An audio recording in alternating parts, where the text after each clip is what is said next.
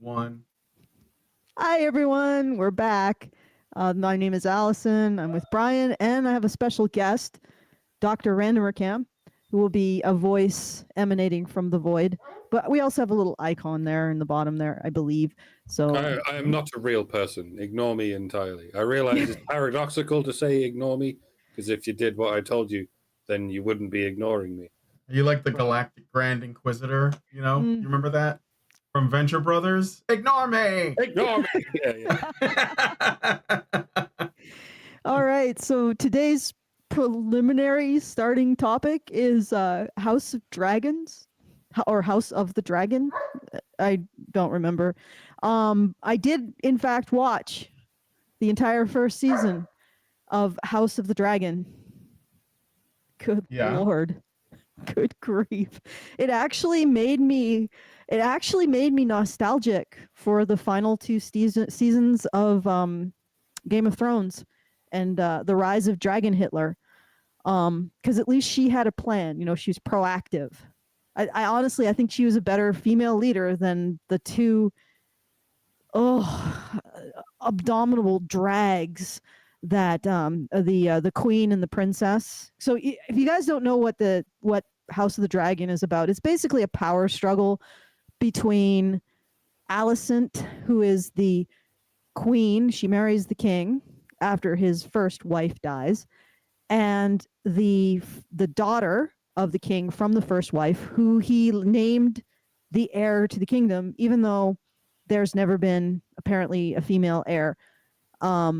So there was a whole bunch of political contention about having a female heir, and she fanned the flames by going and having some obvious bastards with a man who wasn't her lawfully wedded husband, and and doing some other stuff that really indicated her name is, I cannot pronounce it. I'll just call her Ratella.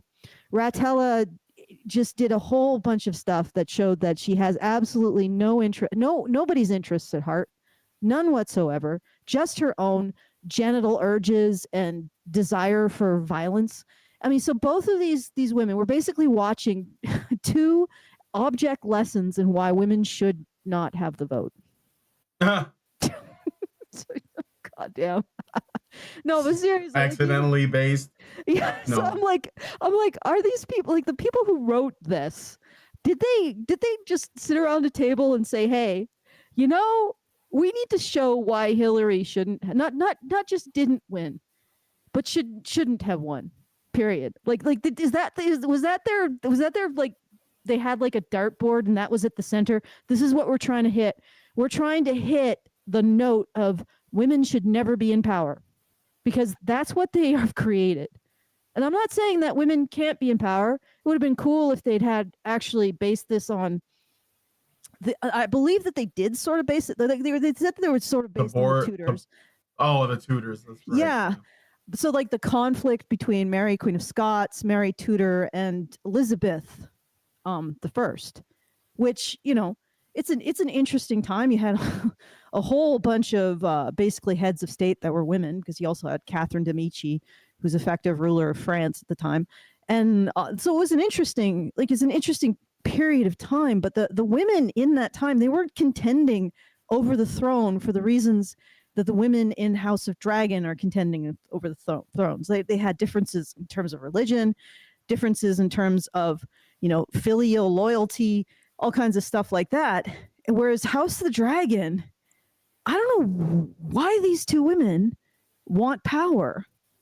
Like, ultimately it comes down to, Ratella is apparently she wants power because of a narcissism.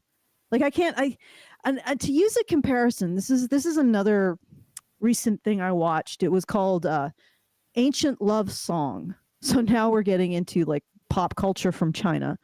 But there was it also follows like a royal woman, and specifically the Empress, although she was originally a peasant, but she ended up rising to the ranks of Empress.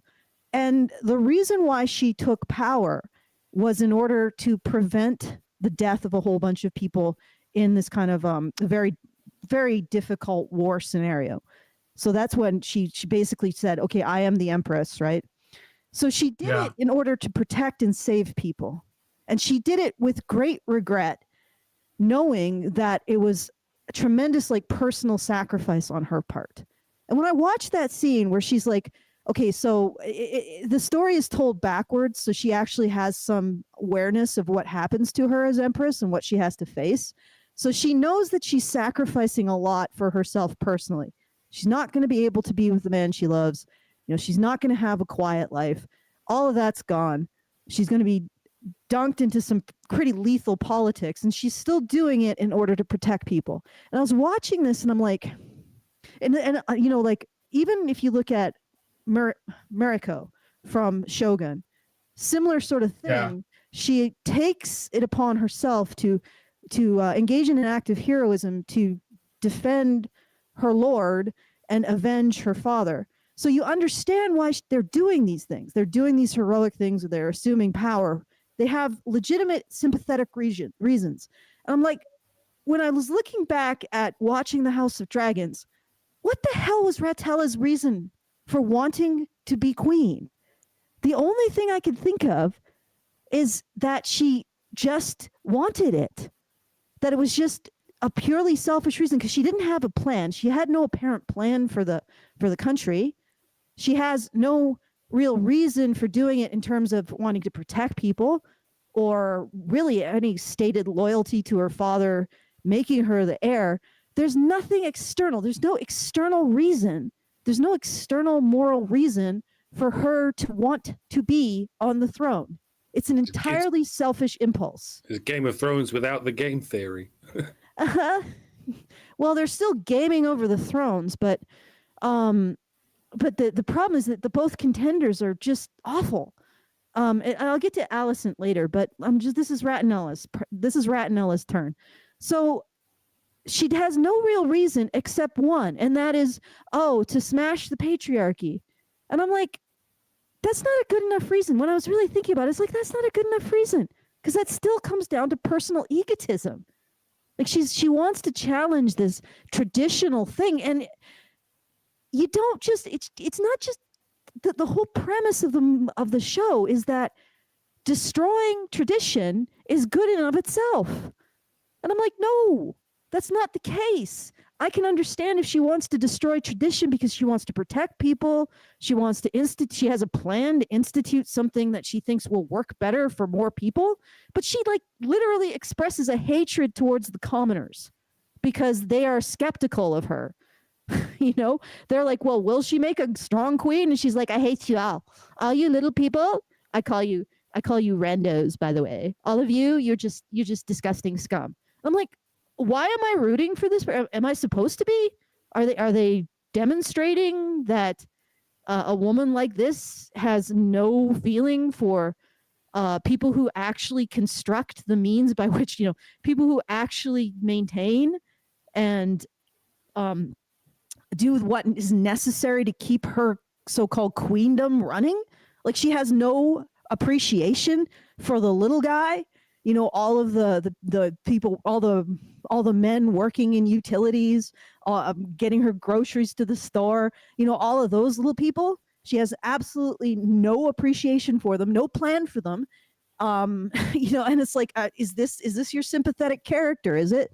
And I'm like, I don't know how you could make this individual less sympathetic if you tried. She has no reason to go for the throne except for egotism. There's no excuse for it except for breaking tradition. She has no plan. So she's going to break tradition. She's going to destroy all this stuff and nothing to replace it with. So apparently we're supposed to rah, rah, rah, cheer it. But there's no actual, like, there's like, we're going to destroy the traditions. Well, what are you going to replace them with? Well, what are you going to, what's your plan? How are you going to make things better? Oh, it's just destroying the traditions. That's all. It's like, what? That's not sympathetic. So she has no reason to do it that's sympathetic. She hates commoners. And she apparently cannot do anything unless it's in her immediate self-interest. So she cheats on her husband. Admittedly, her husband was gay. But still, I mean, like, you could still attempt to have children with your husband. You know, it is possible.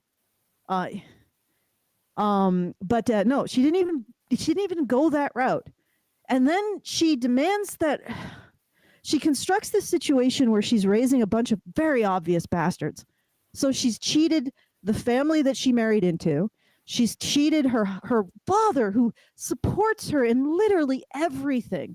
Like he doesn't say boo to her. He supports her constantly, even in her defiance of the basic mores of her culture and her country, and in developing herself as somebody who's willing to put others first, which is what you hope to have in a leader. Well, she has none of that. So she engages in adultery that's so obvious. Everybody knows. Everybody knows. And they know that these kids aren't even hers. She didn't even attempt to have kids with her husband. All right. So she's cucked her husband's family. She's basically cucked her father. She's cucked her fucking country. And every time anybody's like, maybe you shouldn't do this, she's like, well, men can do it. It's like, really? Yeah, maybe biologically, yeah, that gives a bit more latitude to men. Like, maybe, although they still have to, like, in history, when even when royal men sired bastards, they still had to pay for them. There were still they still, that usually got them in trouble with the treasury often. Like, stop fucking around creating bastards that we now have to pay for. I mean, that could be an issue socially. But she's like, everything is defended by, but men could do it. Well, too fucking bad. Too fucking bad. Yes, you're a woman. You have to deal with the fact that you are essentially cucking all of your everybody, but not having children with your lawfully wedded husband. Just live with it. I mean, can't you have sex with your I don't know, sex with your man whore when you're pregnant? Like, you're already pregnant with your husband's child. I mean, some women did that throughout history. Can you not have any sense of self-control or strategy? So this hot mess. And I'm like, I'm watching this hot mess moving closer and closer to the throne. And I'm like, am I supposed to be rooting for her? So initially, I was more for the other one, which I suppose Alicent's supposed to be the foil to Ratella, because Alicent takes the traditional path to the throne, which is giving birth to the next king. Except Alicent's a psycho too. She just has a little bit more buttoned up. There's at one point, Ratinella's son blinds Alicent's son, and Alicent attempts to mutilate Ratinella's son in retribution for it. And I'm like, watching this process, this woman like attempting to stab a child in the eye. And I'm thinking, our heroine, everyone, our heroine. And the response of her kid to, because what happened was he took a dragon from another family, that the family's kids got upset. The dragon's imprint that is not really explained very well, but apparently their dragon imprinted on him. The kids of that family got upset with him. Ratinella's kids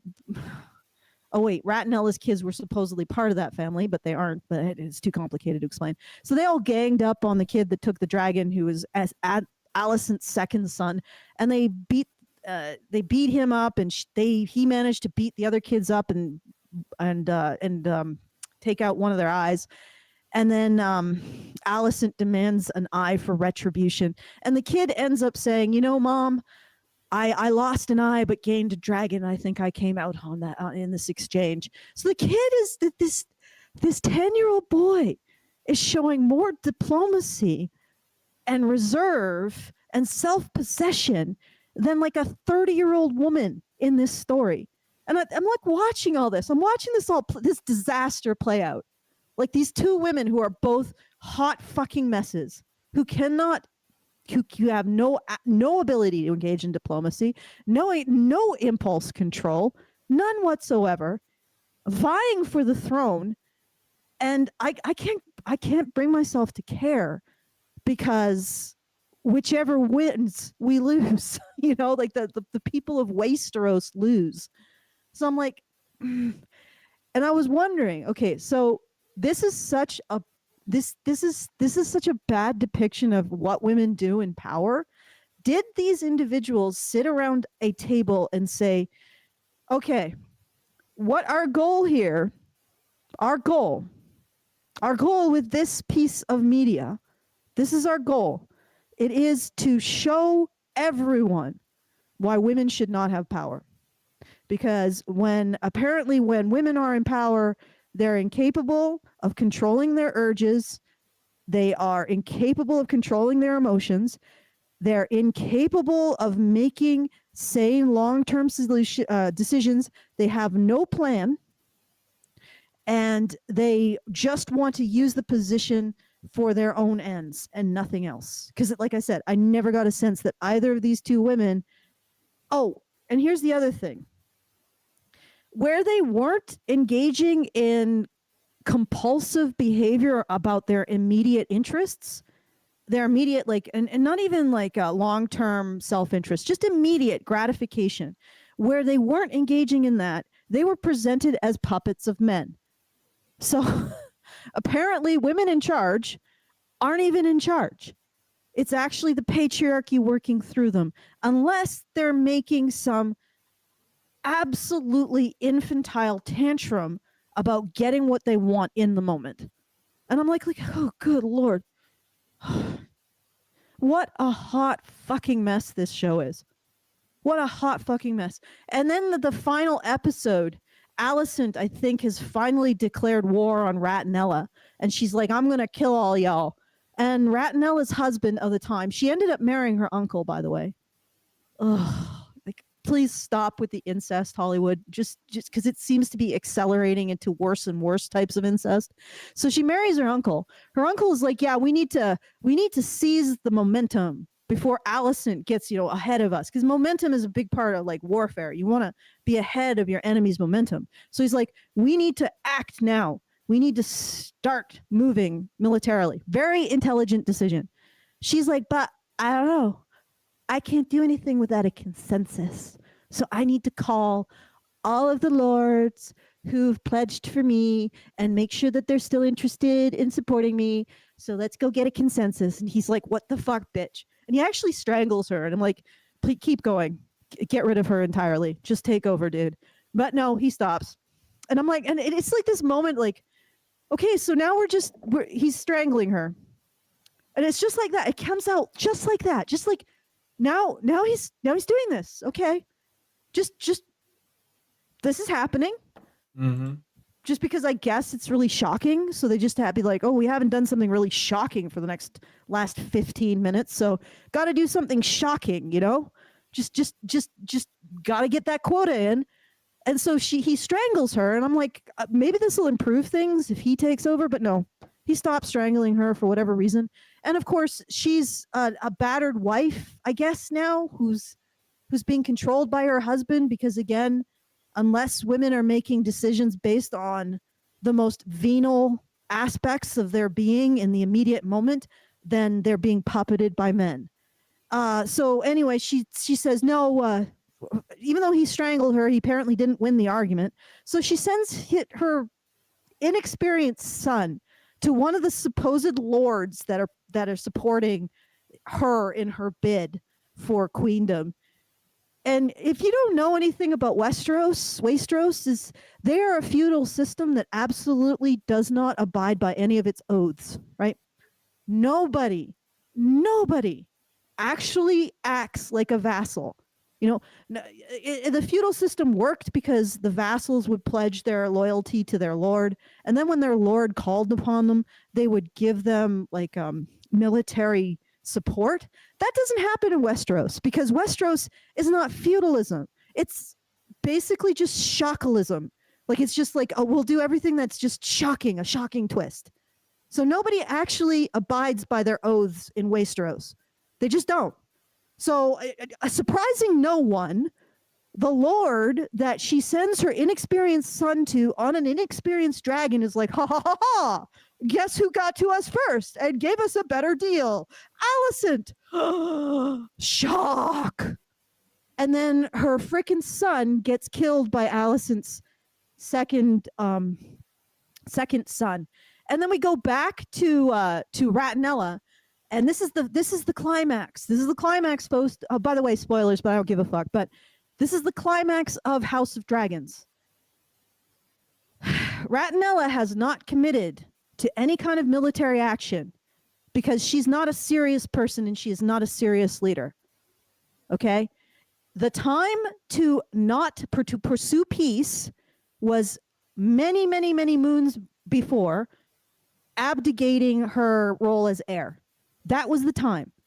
And if she was a sane and sensible individual, that's when she would have done it. If she had any sense of wanting to preserve the realm, she would have just abdicated her role as heir. But no, that was the time to pursue peace, and that was the only path to pursue peace. But because she didn't do it, she would have to commit to a military option. She did not do, for whatever reason, because she needed a consensus from her lords. Who knows? But anyway, she didn't commit to a military option when it was strategically necessary to protect her family and to protect the people who supported her, right? All the little people and also the lords. No, she didn't pursue it then when it made strategic sense. No, she only decides to pursue a military strategy when it's all about her emotions. She got her son killed, and now that she got her son killed, she's going to wage war because she wants vengeance for her son. Women are driven, according to House of Dragons, women are driven by the most venal, impulsive self-interest, by revenge, by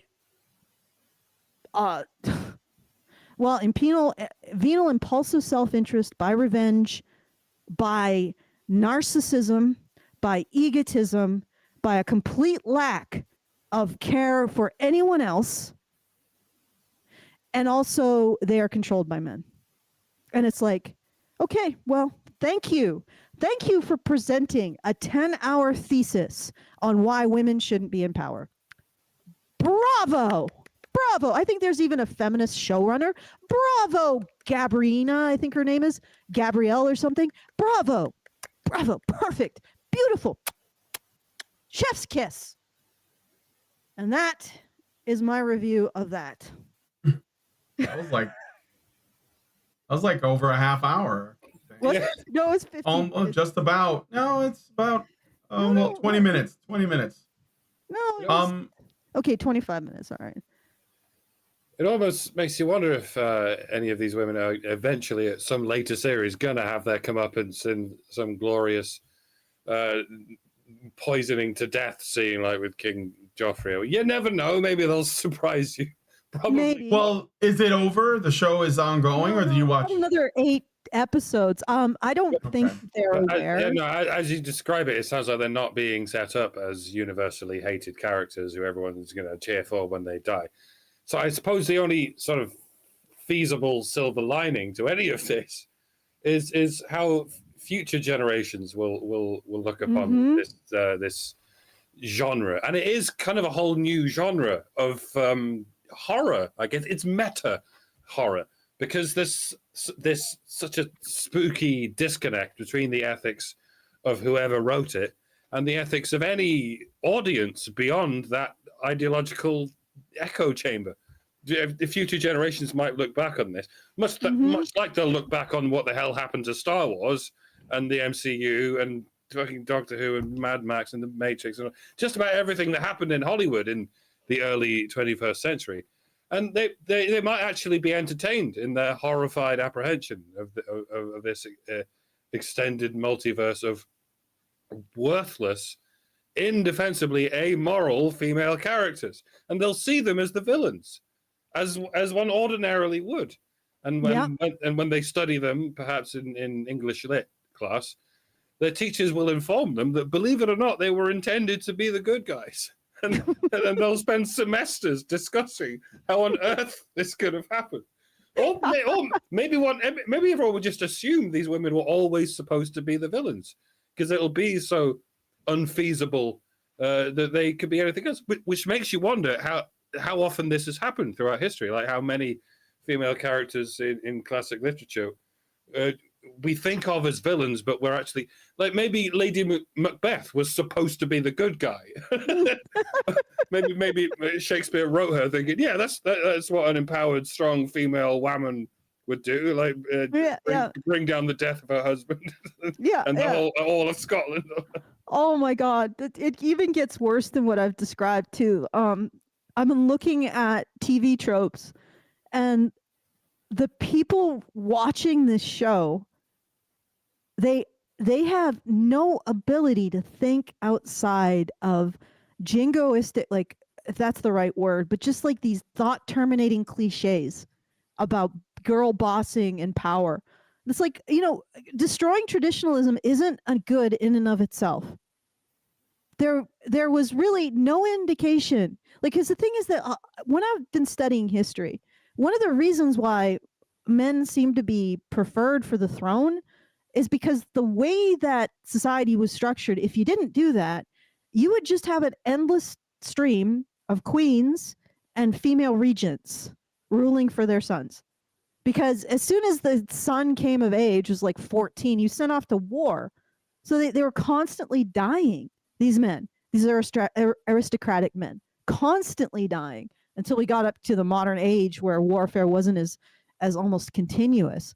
So it's like that you're just giving men a chance, making them inherit first is just giving it the possibility of having a king on the throne rather than back-to-back female regents and queens. And that's it. All right. And this is not even acknowledged. It's not even acknowledged in any of this. Of course not, because it's just about defeating traditionalism for no other reason than that is a good in of itself. So, and like I said, these women had no plan for the country. Like, that could have made it better. And looking back, even though Dragon Hitler was Dany, was, the woman, the girl with the 3 dragons, it doesn't matter. She's basically Dragon Hitler. And even though she was Dragon Hitler, at least she had a plan for Wasteros. And considering the fact that Westeros is basically well, Hitler had a plan. Yeah, but honestly, that made her better. Like, she had a freaking plan. It wasn't just, I'm going to rule and I'm just going to do what I want and just rape who I want and, maim who I want. It was, no, we're going to make the world better by authoritarianism. So at least she had a plan, I mean, that's how bad it is, Brian. She had a terrible plan, but at least she had one.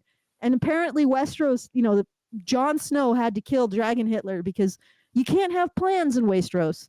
You can only have nihilism. Well, like that, that guy from that guy from The Great Lebowski, or The Big Lebowski? The Nihilists. Yeah, the Nihilists. The Nihilists. And the one guy was like, say what you will about National Socialism, at least it's an ethos, an ethos. Yeah. That's sort of the way it is with this now. It's like, say what you want about Dragon Hitler, at least she had an ethos, right? Is it ethos or ethos? Ethos. At least she had an ethos, because basically Alicent and Ratnella are just two protozoa brained nihilists, and their only ethos is whatever they want in the moment. Except Alicent likes to just sort of like lurk around looking sullen about shit. But there's other things that Ratnella did. Like, for example, she heavily pressured her man-at-arms who had made a vow of chastity to have sex with her. After her uncle was like, no, I'm not going to have sex with you. I mean, he did sort of lead her on, but then he didn't follow through. And so she's like, I'm really horny. So who can I destroy? Well, my man-at-arms, who can't say no. Mm-hmm. Like, literally the guy can't say no to her because she outranks him. And he says no. He's like, no, I don't want this. But she keeps going. If you have that much power, maybe you should stop at no. But no, that's rape, by the way, guys, according to the feminists. That's outright rape. So she outright rapes her man-at-arms. And then the next episode, he asked her to marry him. And you could just see as she's like, no, I'll just keep you as my side piece. You could just see his soul get sucked out by this woman. And he has a very, very bad reaction to that.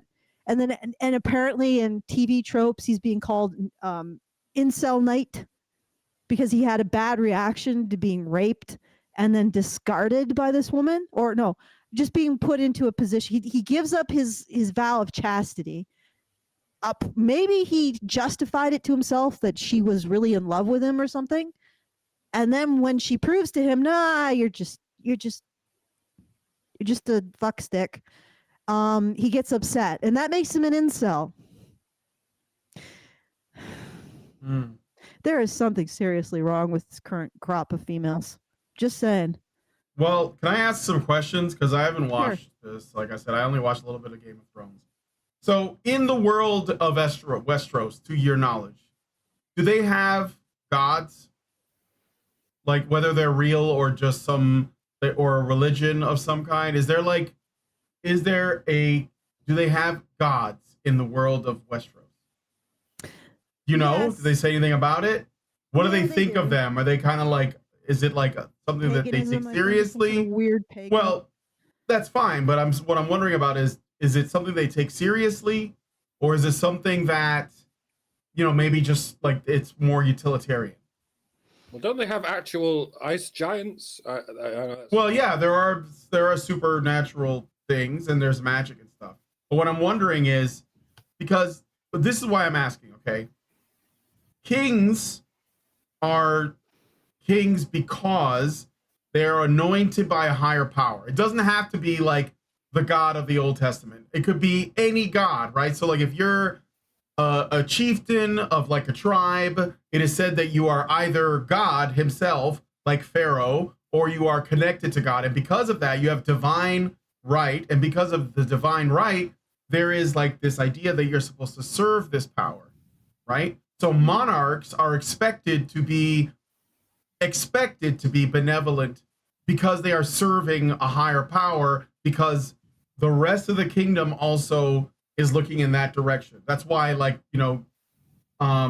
what the justification for monarchy comes from, is that it's like it comes from the divine. And so if Martin or whoever wrote Game of Thrones, if they treated the idea of gods as kind of a throwaway thing, like, well, it's a fantasy world, I guess there has to be gods, and I guess we'll put them in there, then that means that all of the people that are in power, they are not serving anything but themselves, because there is no graph, there is nothing coming from above that says I have to behave this way. So there's no need for nobility, there's no need for honor. It's all just power. Mm-hmm. And then when you have that, then there is no moral hierarchy. So no one is wrong no matter what they do. So this is the problem, is that I think that, and I don't want to I'm not trying to get into Martin's head. I don't know. But the people who like the show, at least, they seem to think that there's something cool about how morally gray everything is, but it's not morally gray. Everybody's just different shades of shit. So there's no there are no noble people, because there's nothing to pull them towards that. So you're never going to see it. Are there any Shire folk in Westeros? I don't even mean briefly. Great heroes or anything. I mean normal people that are just trying to raise their kids without incest, without all kinds of degeneracy, without getting into sodomy or whatever. And they just they tend to their crops, and they tend to their livestock, and they have their little businesses, and everybody knows everybody. Is there anything like that? Okay, there was in the first season. Yeah. There was a brief, and actually it was one of the best parts. I remember watching, I'm sorry guys, I could not get into Game of Thrones. The trappings are so there's something about them that just does not resonate with me at all. Mm-hmm. I really don't like the random ass violence with no social context, none whatsoever. Usually compared to something like Shogun or Ancient Love Story, the violence in these stories is because people are enemies. So you engage in violence against your military enemies, or because people are violating social norms, either they're or they're violating norms of honor. So with Shogun, the reason why it works is because there is this dynamic of you have like the old way of how do I put it? The old way of seeing like reality, like the old Shinto spirit, thing. But it was mostly because there wasn't the way that Shintoism viewed things was very different from Catholicism, which was like the sort of intruding religion in Japan. And that was the cause for a great deal of strife, actually, not just between the pagans, I guess, or the samurai and the Christians, but between the Christian groups, the Catholics and the Protestants were also like they hated each other and they thought they served different gods.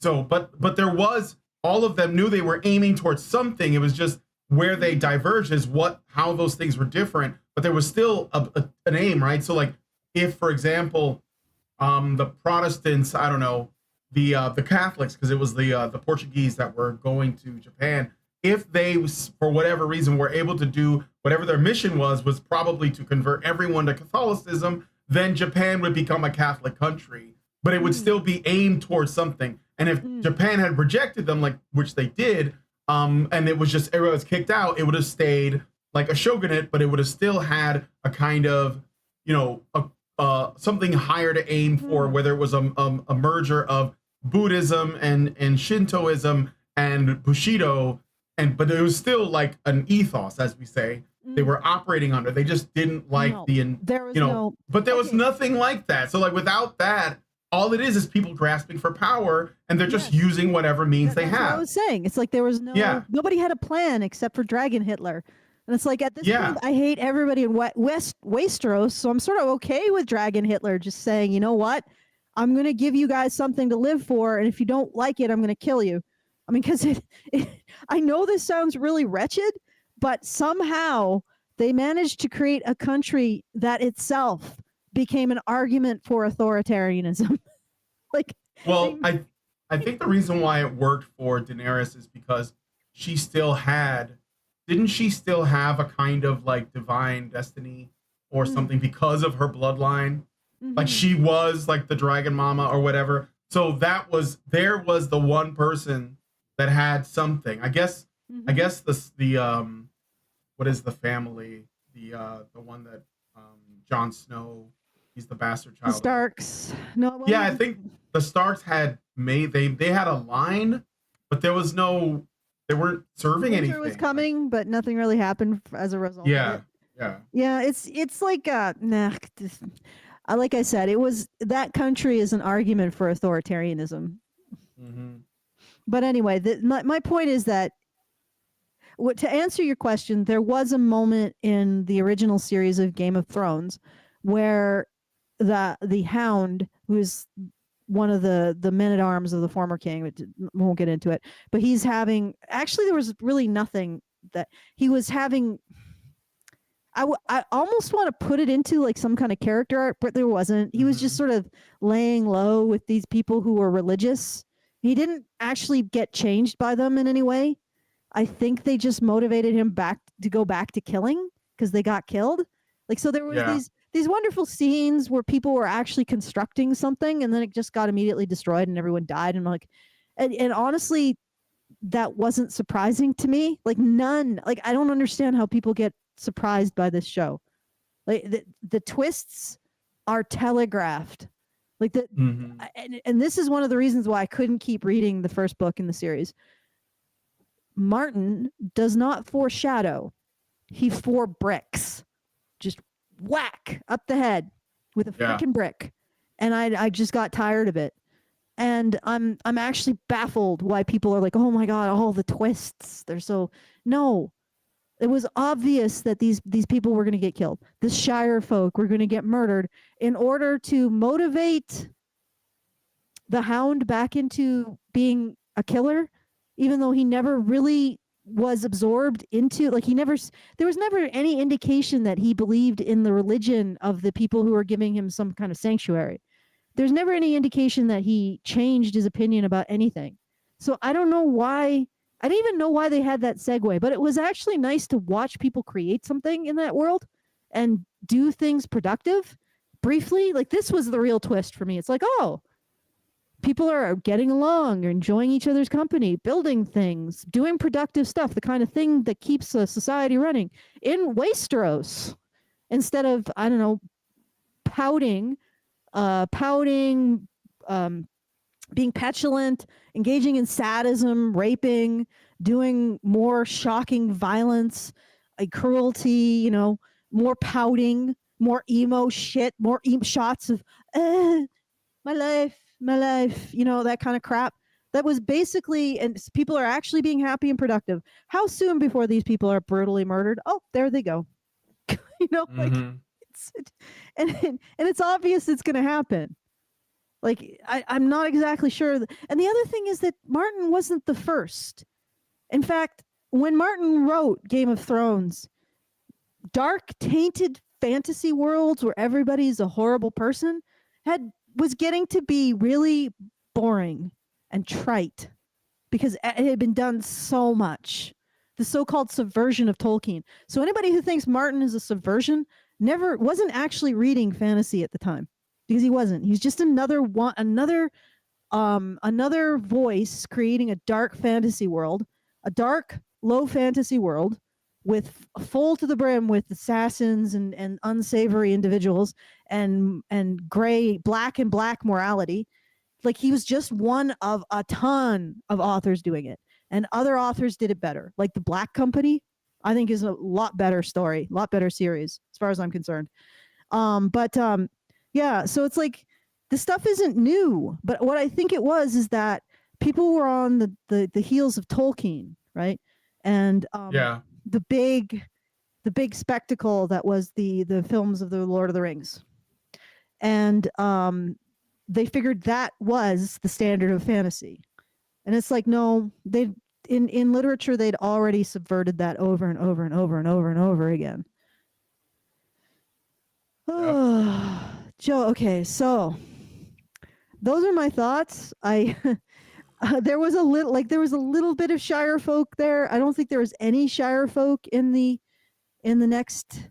In fact, most of the times that we even have a moment where we're looking at the Shire folk are giving their opinion on the people that really matter, which ultimately it was sort of obnoxious. Like how much Game of Thrones and Westeros was just focused on, the important people.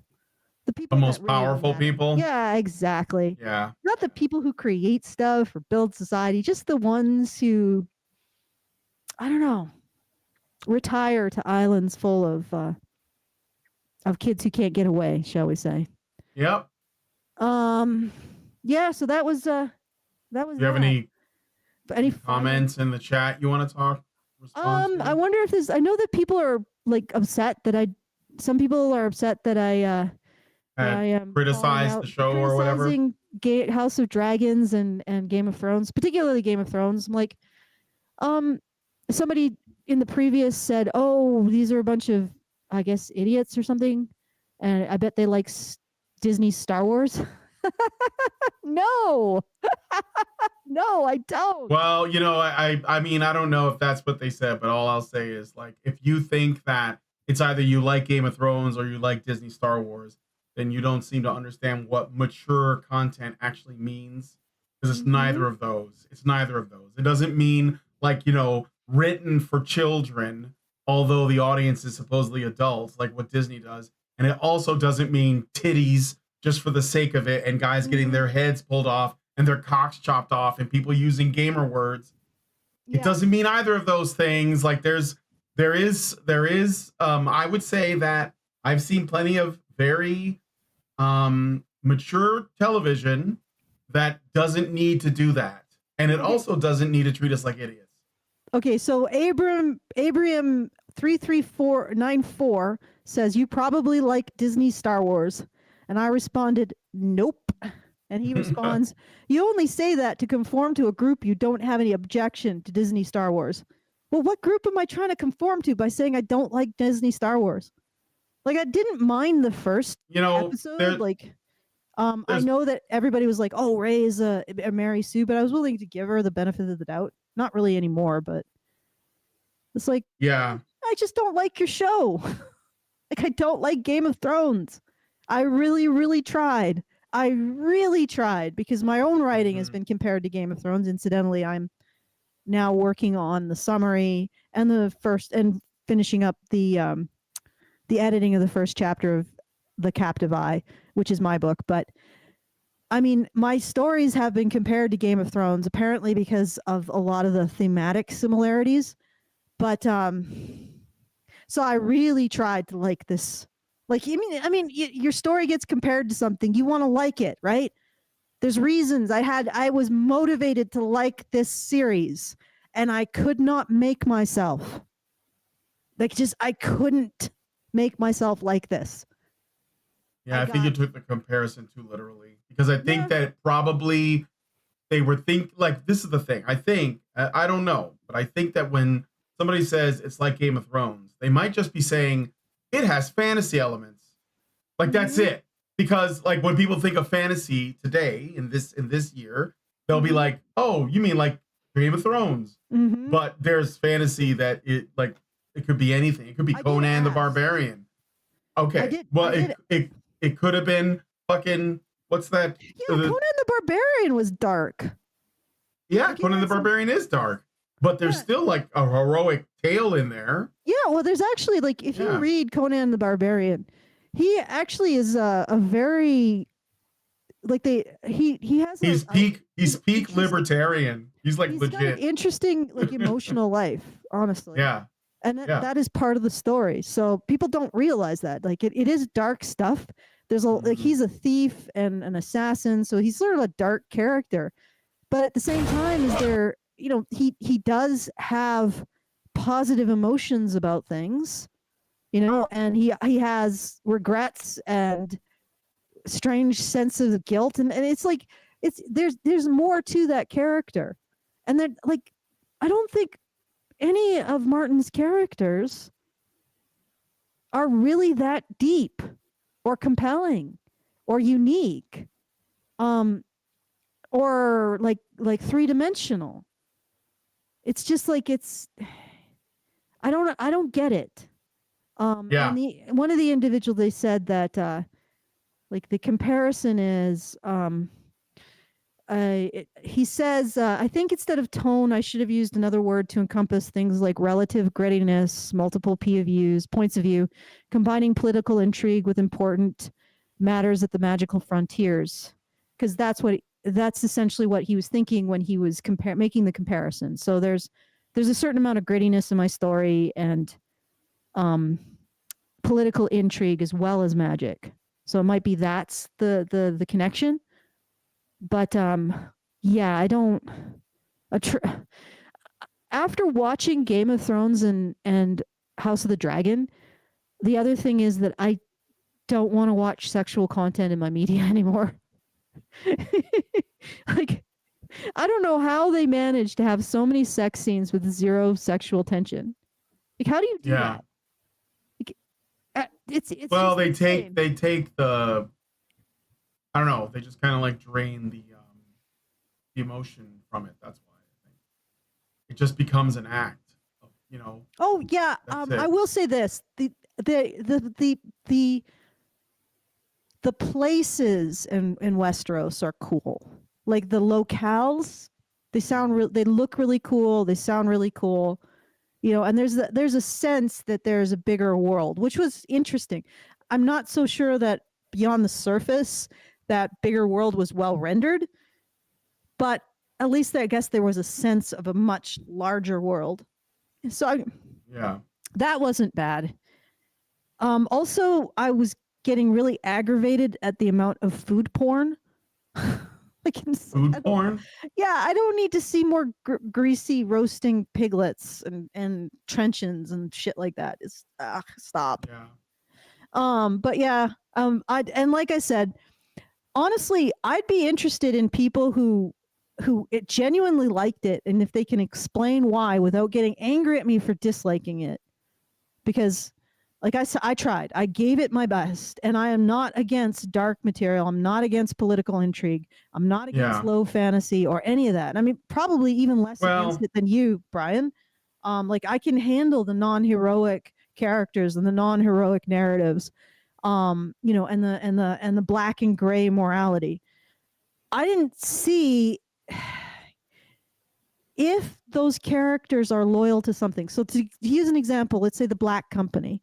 Like, okay, so they're a bunch of basically mercenaries. So, I mean, in many ways, they're sort of human scum. Okay, let's put it. I didn't get that from the name. There's one scene in the book that I read where they go up against this Amazon brigade, and then they defeat the Amazon brigade, and grape ensues. And the main character who's following this, he doesn't actually engage in it, but neither does he really stop it or call it out. So because they're this Amazon brigade was trying to kill them, they got the better of them, and that's the end of that. They do whatever they want with them at that point. That is the kind of people or men in the Black Company, and women as well. But on the other hand, the Black Company, they're loyal to each other. All right. So they have that sense of loyalty. I didn't get anything like that really in Game of Thrones. Like, I can handle like villains and villainous main characters, but make them care about something. Okay, something. Like, there was only these really, really thin moments that wasn't enough to carry the entire like Brianna, Tarth, and Jaime. That was nice. The eunuch, Varys, I think. I can't pronounce names. I really apologize. Then eunuch and Tyrion, the relationship between them, that was nice. It was nice to see these kinds of people sort of take some joy in each other's company, push back and forth on each other's morality, but there wasn't enough of that. You don't have to have every relationship be dark and shitty. Yeah. Just dark and shitty should be reserved for a few relationships, as a contrast to maybe there's just relationships that are neutral and they're just transactional. Maybe there are ones that have joy. Maybe there are ones where the two are bickering and pushing back on forth on each other. Maybe there are ones, defined by different emotions. Not everything, when everything is dark and shitty. Even the noble characters in Game of Thrones had dark and shitty relationships with each other. Yep. Okay. All right. Okay. I've bitched quite a bit. But if you really enjoyed it, please tell me why, because I would like to know, because my work has been compared to it. So it does sort of a little bit disturb me that I didn't like it at all, or mostly didn't like it. I mean, Tyrion was always good for some really good like dialogue. He was a very witty character. Yeah. A few relationships that I thought were fun. The settings were great. I actually found Dragon Hitler to be she sort of grew on me, at least she was proactive. She had a plan.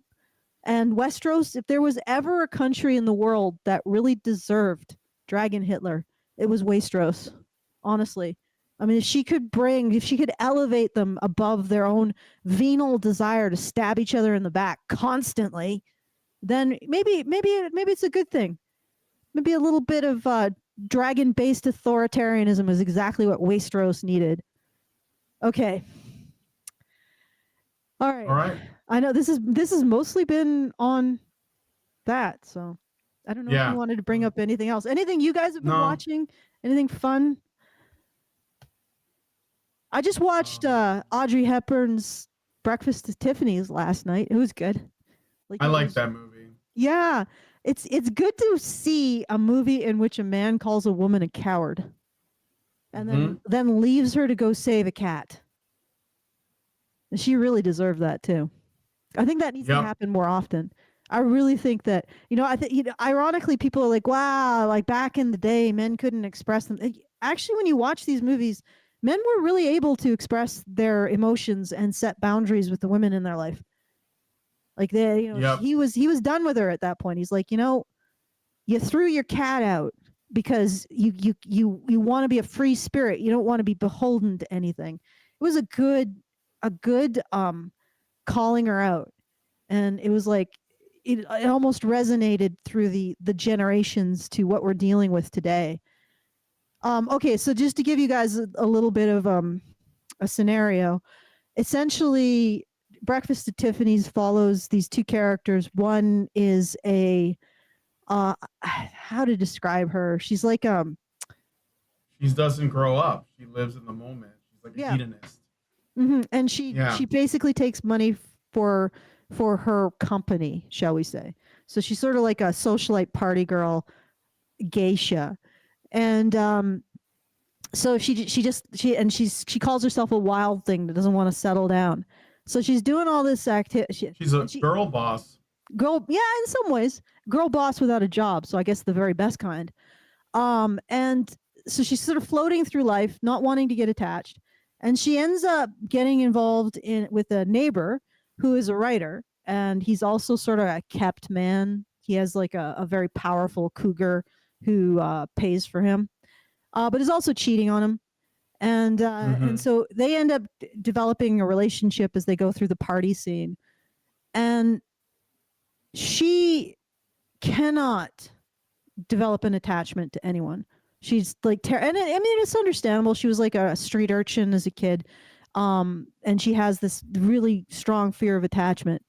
But she's essentially going after this rich guy in Brazil. And she has a cat. She doesn't even name the cat because she can't get attached to anything. She can't commit to anything. So she doesn't even name the cat that she has. She just call him Cat. And so she's got this cat. She's on her way to Brazil. There's some she's fleeing some like a mobster trouble that she wasn't really a part of. She's quite innocent of. And she ends up stopping and letting the cat out in the rain because she doesn't want to deal with it anymore. So she's just like, yeah, go. And the guy is in the cab with her. And that is like the final straw for him. Like he supported her in most of her antics throughout this entire time. And he's like, no, pull over. We're done. You're a coward. You say that you're a free spirit. You're not. You're a coward. And then she gets out of the car, leaves her, and goes and tries to save the cat. And then she has her epiphany. Yeah, I'm being a piece of shit. I'm not committing to anything in my life because I'm a coward. And so she goes back to help find the cat with him. And then they have the romantic kiss in the rain. And it was actually, I was watching this and I'm like, yeah, this is what we need to bring back. We need to bring back more recognition that women can be cowards. And that's why they don't commit. Because they're afraid. They're afraid. And that is not a good thing, And I said to the guys who watched with me last night, what we need to do is we need to have finishing schools for girls where they learn to juggle cobras. And if you don't do that, you can't graduate and you're not considered attractive. You gotta juggle those cobras, ladies. All right. That really sounds like a euphemism. Is anyone else hearing what I'm saying? Yeah, right. No, venomous snakes. Yeah. Literal venomous snakes. You can't puss out on this. All right. Can you at least let them practice with non-venomous snakes before they move on to the main thing? Yes, my Shure microphone is plugged in. I don't know why. Is it like really that screwed up? The sound? No, it sounds fine to me. I don't know what they're complaining about. Oh, good Lord. I'm sorry. Is there something... No. Is there something going on with the sound? Okay. I don't hear anything. It sounds fine. Mike, It sounds fine to you? Yeah, it all sounds Yeah, sounds fine. All right. So, somebody asked if we had any opinions about Mexico having the first female president. Didn't she get a bunch of people assassinated? 36. Or 36 people just happened to be assassinated? All of the other candidates? If Wacky Races was actually about an election and it was rated R, that would be it. She would be Snidely Whiplash. I don't know. I don't know if that's true. So I haven't heard, but that is some gangster shit going on in Mexico. So I think we need a wall, a big, beautiful wall. She's not just female, by the way. There's something else about her that you might have noticed. I did notice. What is it? I'm just not Mexican. She's not Mexican, which is weird. Not Latina. But I don't know. Okay. So And meanwhile, Uh, everyone in America and Europe is all up in arms about a few parties and a few quote unquote far right parties in Europe yeah, that recently got a leg up in the European election. elections. Yeah. Mm. Yeah, and I guess Joe Biden's here going, why didn't you just have them jailed? And meanwhile, no one's at all worried about this woman in Mexico who scrambled her way through 36 dead bodies to get to the presidency. We're not worried about that because that's where all the fucking immigrants are coming from. Yeah. No, let's concentrate on the Might be connected. on the not communist parties who are finally getting some traction in Europe. Yeah. Mm. I feel like the conversation has taken a turn. Should we wrap it up? Because I gotta do a that's patron show fine. too. You know, I mean, it's vaguely connected because Yeah, female it's kind of the leaders- same story. Yeah, Yeah, like it's 36. that's like not aiming for anything higher. Let's just whoever's in the way, let's move them out of the way. What? Real life. House What's of the Dragons, problem? right? Yeah, it's like seriously, House of Chupacabras. Maybe that'll be the next thing. 'Cause it's Taming the Mexico. chupacabra. Yeah. Okay. Yeah. No. I think this is. I'm happy. I got to say my piece on House of the Dragon. Did you guys hear as an aside? Okay, real quick. Did you hear? And I know this is dark and it's probably not nice, but did you hear about the California woman that was found dead in the mountains? Yes, I actually. She was the victim of the state's attack. first fatal bear attack. Yeah. Did you check Apparently into that that? happened last year. And they only now figured out that the thing is, it's not just a fatal bear attack; it's a fatal black bear attack. Because they think that black bears are like not quite. Yeah, as Blair, vicious. black bears are docile, right? No, Just they're like not being docile. 13%. Sorry. Oh, good Lord. Whoa. Oh, getting a bit edgy there. Whoa. Ooh. All right. Anyway, very funny. Okay. Well, thank you all for joining. Hopefully we'll be doing this like next week as well, and you can join us then. A little bit of conversation about popular media as well as maybe some popular events. Sometimes that sneaks in if it seems relevant. And if you like this show, you can send us messages at feedthebadger.com/justthetip, just like the regular stream, and support us, me and Brian at feedthebadger.com/support. And yeah, I guess I have to do the thing. Yeah, you're the one that has to do the thing. Because this is my channel. So if you enjoy this content, please hit the bell for notifications, and leave us a comment. Tell me what it is you like about Game of Thrones. Stop telling me that I am a social justice warrior or I am a wokey because I did not like Game of Thrones, which, I mean, Jesus Christ, did you see how much anti-male rhetoric and girl bossing is in this series? Like, seriously? Yeah, really. It's You don't understand. You don't understand. But anyway, tell me why you liked it. Don't tell me that I'm an asshole for not liking it. I tried to like it. My story has been compared to it. I guess stories because it's probably it's going to be a trilogy, but my work has been compared to it, and I wanted to like it. I just couldn't get past the trappings of a lot of it. So just tell me what you did like about it. And apparently my stories, the connection is that there's political intrigue and magic and that kind of thing. And if you're interested in that, stay tuned because hopefully it'll be out next summer. The Captive Eye, a zealous assassin infiltrates Norse mythology to end Ragnarok, and it's been said to be like Game of Thrones crossed with Alice in Wonderland. So anyway, once again, thank you for coming. Thank you for your kind attention. Thank you for listening to me rant. And thank you, Brian, for making this happen. And thank you to Mike for sticking it out and having some comments. I don't know things, but I drink. Yeah. That's good enough. All right. Thank you all. All right. And Bye. see you in the next one. are machines, dude. Okay? They are literal machines. They are talking point machines. They are impossible to fucking deal with, especially if you have like, especially if you